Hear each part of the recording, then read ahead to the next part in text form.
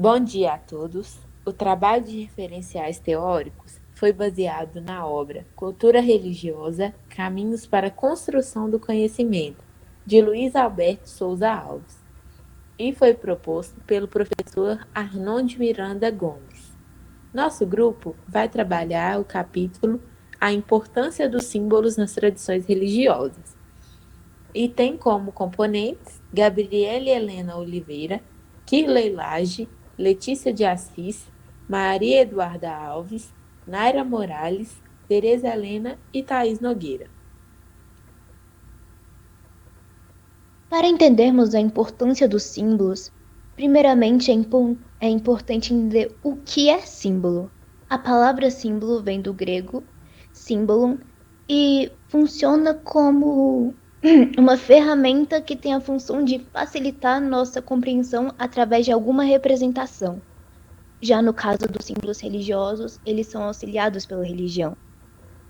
O autor Luiz Alberto Souza, ele destaca que, diferentemente dos animais, o ser humano é um ser naturalmente simbólico. Nós somos seres espirituais, nós simbolizamos. Isso significa que nós temos a capacidade de nos comunicar através de símbolos. Agora, nas tradições religiosas, o símbolo tem diversas funções. Uma dessas funções é de moldar o indivíduo, fazendo com que ele expresse os valores morais da sociedade, os saberes, os conhecimentos, ajudando assim a criar um sentimento de solidariedade entre os seguidores religiosos. Uma das grandes funções do símbolo religioso é de aproximar o fiel do seu Deus, no caso das religiões monoteístas, ou deuses, no caso das religiões politeístas. É importante também destacar a diferença entre o significado de símbolo e de signo, que por mais que ambos tenham a mesma função, a função de representar alguma coisa, algum conceito, nem sempre é fácil fazer uma diferenciação entre os dois. O autor dá as seguintes características ao símbolo: está associado quanto à sua forma aos sinais que apontam para uma coisa diferente, unindo percepção sensorial com o abstrato. Ou seja, o símbolo é algo reconhecível por si só. Ele meio que representa toda uma ideia que nós percebemos através dos nossos sentidos. Ele representa algo concreto. Os símbolos, eles estabelecem um vínculo convencional com o seu significado. Eles estabelecem um vínculo com o abstrato, ou seja, estabelecem um vínculo com o signo. Temos exemplos de símbolos religiosos, como a estrela de Davi, também conhecida como escudo de Davi, que é utilizada pelo judaísmo, ou como a cruz cristã, que é o símbolo mais famoso usado pelo cristianismo. Já o signo é colocado como convenção arbitrária, abstrato, que deixa o objeto alheio ao sujeito. Dessa forma, nós entendemos por signo qualquer coisa que represente outra coisa e que cause um efeito na mente de uma pessoa. Muitas pessoas associam o signo aos símbolos do zodíaco, aos signos do zodíaco. Mas na verdade, o signo ele é qualquer coisa abstrata que nós usamos para representar alguma coisa junto com o significado.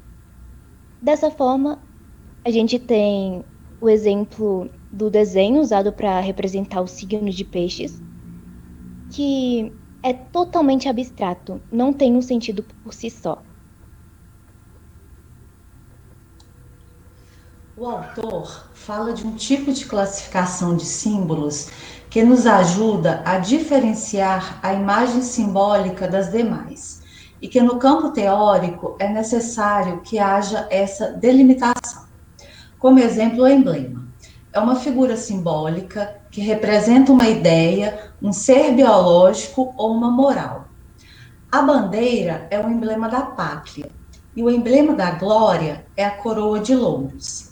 Dentro da sociedade da Grécia e da Roma antiga, a coroa era uma figura simbólica que servia para reafirmar uma posição de liderança. Então, a coroa de louros passou a simbolizar a vitória, principalmente nos Jogos Olímpicos. Também é um símbolo da Academia Brasileira de Letras. Atributo. o que é próprio de algo ou de alguém. É uma particularidade, é um acessório característico para designar o todo.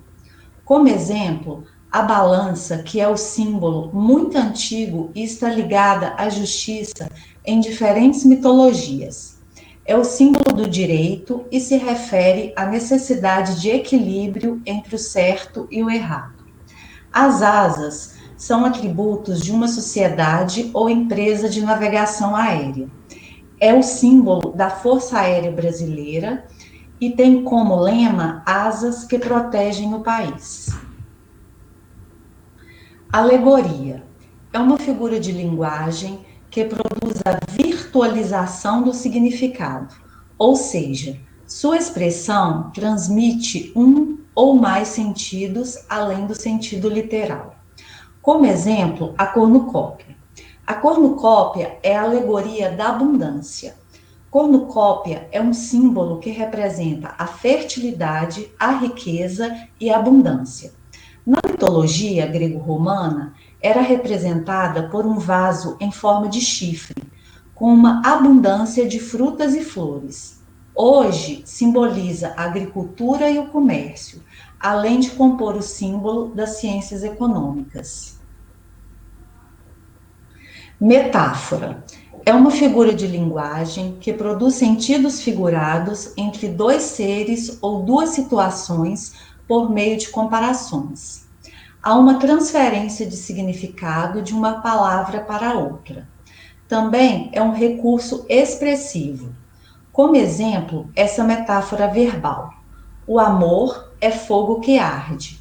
Uma palavra é empregada por semelhança real ou imaginária. Analogia é uma relação entre seres ou noções diferentes, uma figura de linguagem que remete à semelhança entre coisas ou fatos distintos.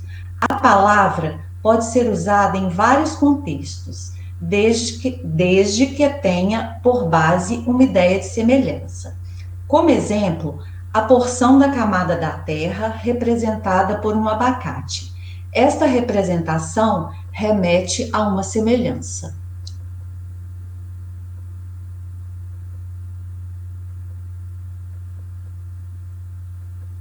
Sintoma é uma modificação nas aparências ou funcionamentos habituais, que pode levar a uma perturbação e um conflito. Também pode ser entendido como sinônimo de índice. Por exemplo, a febre é um sintoma de doença e a geada é um sintoma que indica que a temperatura atmosférica atingiu os valores abaixo de 0 graus. Síndrome é um conjunto de sinais e sintomas que define as manifestações, independente da etiologia que as diferencia. Parábola é uma narrativa curta que usa alegorias para transmitir uma mensagem moral. Tais narrativas são muito comuns na literatura oriental e trabalham com o simbolismo presente nos elementos da história. Apólogo é uma fábula didática, uma ficção de moralidades, destinadas por meio de uma situação imaginária que transmite certo ensinamento, por exemplo, a agulha e a linha de Machado de Assis.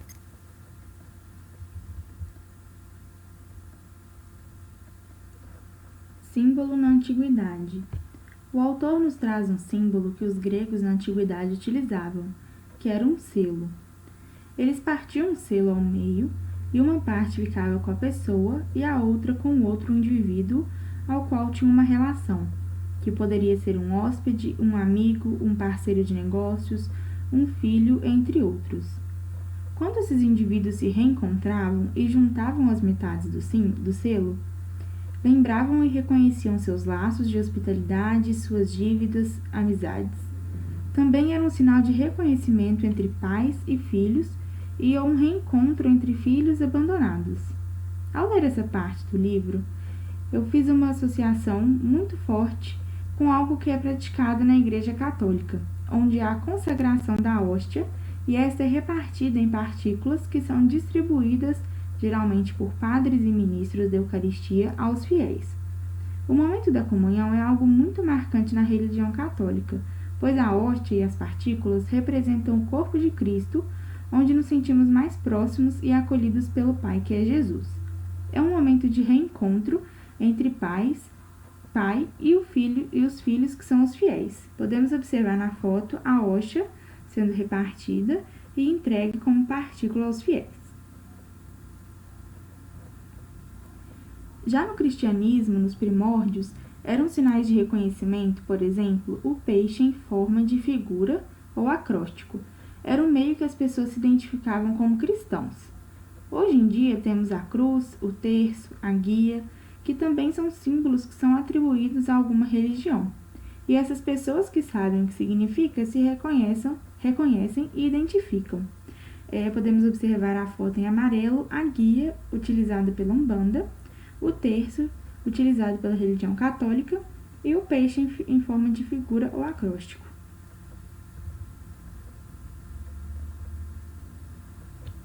Os símbolos possuem dados conscientes e inconscientes. O consciente é aquele que o ser humano pode perceber. São elementos conhecidos que possuem significado vivo, que podem ser vistos a olho nu, como um crucifixo e uma escultura de um santo.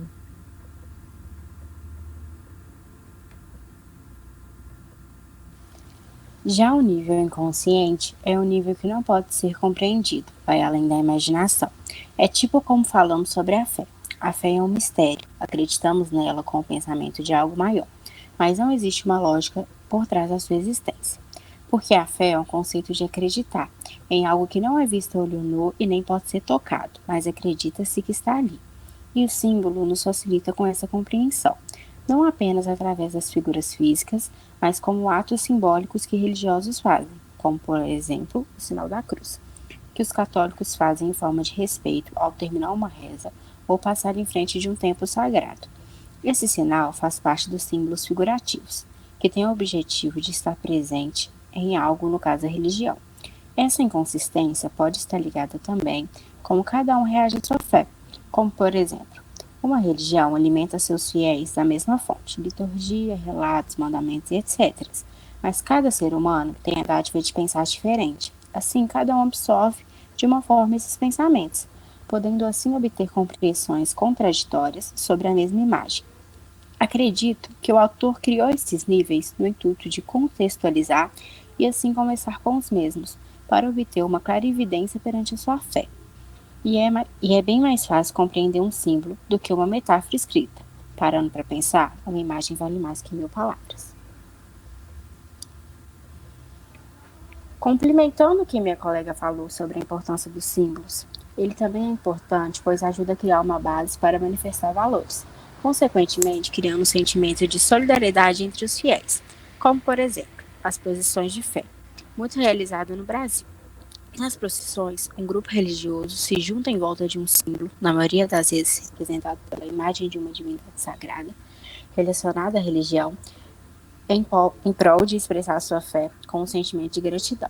O símbolo também é capaz de deixar os fiéis mais próximos à religião. É necessário muito estudo para compreender as metáforas compostas nas escrituras sagradas, ainda mais que nelas consiste uma linguagem antiga. E por esse motivo, é importante os símbolos terem um significado claro perante a religião, pois é mais fácil compreender um símbolo do que uma metáfora. A religião só funciona dependendo da força dos seus símbolos. O símbolo sagrado pode ser uma proposição de fé, uma organização religiosa ou um ato litúrgico, do qual ajuda o homem a compreender a sociedade e a realidade em que vive. Assim, a crença e o rito religioso agem juntos, formando o ethos, que é um termo que representa o caráter cultural e social de um grupo religioso, orientando o modo de vida do fiel e simbolizando a convivência entre as pessoas. Bom, no capítulo, o autor prioriza a temática da simbologia animal. Ele nos mostra a importância dos animais, principalmente nas tradições religiosas e no processo de humanização de nós, seres humanos. Sendo assim, nós podemos observar que tanto na Igreja Católica quanto na Igreja Evangélica, os animais são considerados como companheiros dos humanos, E ambas as religiões defendem a proteção dos animais e a preservação da natureza. Como animal simbólico, nós temos o búfalo, que no hinduísmo simboliza a divindade da morte. Já a simbologia do búfalo como um animal que vive nos pântanos, essa simbologia está relacionada com a umidade. Na Índia, por exemplo, o búfalo já foi muito comum sacrificar os búfalos na estação chuvosa. E isto porque os hindus acreditavam que o sacrifício pudesse trazer boa sorte. Nessas imagens, nós podemos observar também o sacrifício de aproximadamente 5.000 búfalos que aconteceu no Nepal, em um festival hindu. No Vietnã, o búfalo é respeitado como humano e possui um significado de ordem espiritual, quando é utilizado em rituais de sacrifícios, né? Este sacrifício, então, torna o animal um enviado que irá interceder pela comunidade junto aos deuses e espíritos superiores. Por fim, nós podemos afirmar que o búfalo é um animal de poder, que representa a sabedoria ancestral, a esperança, a espiritualidade, a paz e a abundância. Outro animal simbólico é o touro, que faz parte de muitas culturas e representa também a fertilidade e a fecundidade. Esse animal também está associado à maior garantia de subsistência, cultivo e domesticação, porque também ele é uma fonte de alimento e uma fonte de trabalho agrícola. Um ritual religioso da cultura minoica, que possivelmente deu origem àquele mito do Minotauro, trata-se de um salto por cima do touro. Esse saltador apresenta uma semelhança com um caçador, um homem não selvagem e um animal fora de seu controle. Na época, eles acreditavam que depois deste salto haveria o sacrifício do touro, que era realizado de uma forma simbólica e evidenciava o embate entre a selvageria e o processo cultural entre o civilizado e o natural. O boi simboliza a bondade, calma e força pacificadora. Representa também a capacidade de trabalho e sacrifício. O boi é um auxiliar precioso do trabalho humano e é muito respeitado na Ásia Oriental. O boi é associado à amizade, à doçura de atitude e ao desprendimento. Na Grécia, o boi é considerado um animal sagrado e muitas vezes é usado em sacrifícios rituais consagrados determinados aos deuses. Devido à sua associação frequente aos ritos religiosos de sacrifício, o boi é também um símbolo de sacerdote. A vaca é vista como a mãe terra e é um símbolo de maternidade, fertilidade e é muito venerada na Índia, onde desempenha um papel cósmico e divino. A vaca pode ter uma série de significados, de acordo com diferentes culturas.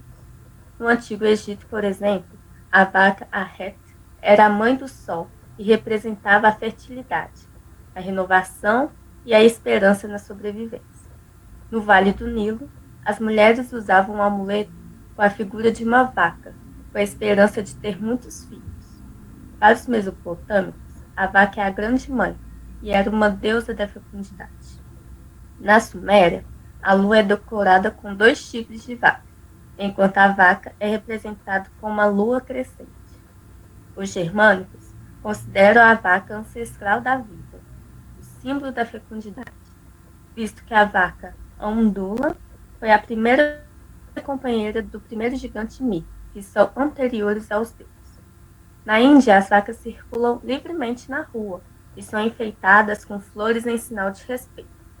Matá-las é considerado um pecado.